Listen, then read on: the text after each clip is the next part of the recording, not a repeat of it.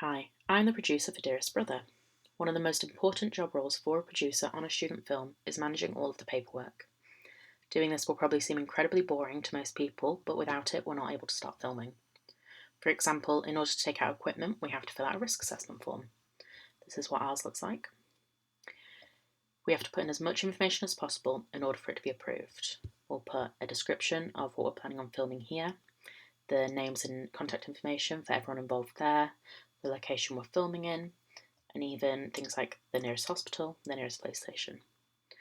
We will use this document here to help us fill out the risk assessment.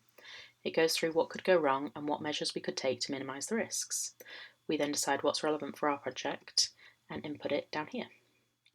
We use this probability severity calculator to determine how high the risk could be and what the risks will be once safety measures have been taken.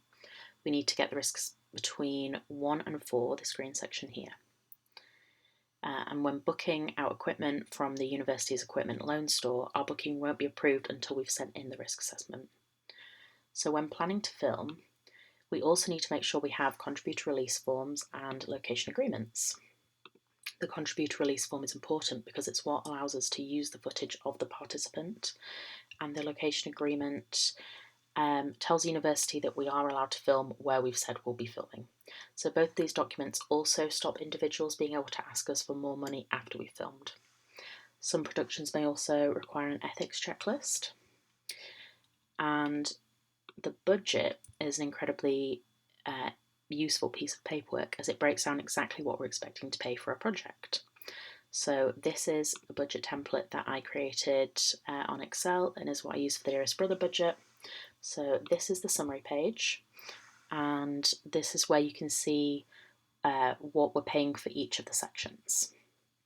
So for artists, for all the crew, different crew sections, for hotel living, travel, transport, everything.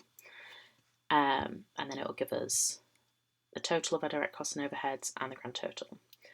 And then this direct costs and overheads section is where we can go into more detail about what we're paying and where we're paying it to.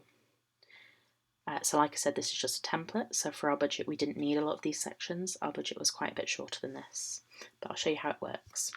So if we go to the artist section, and let's say we need 2 actors for 2 days, and we're going to pay them £100 a day.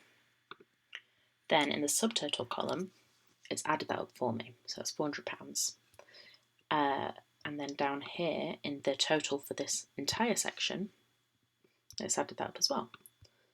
So if we go to the summary page, it's now appeared there.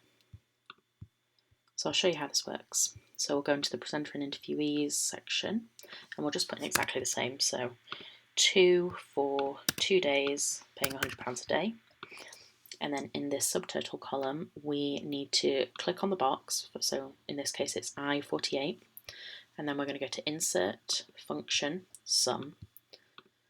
And then we're going to do the amount times by the days times by the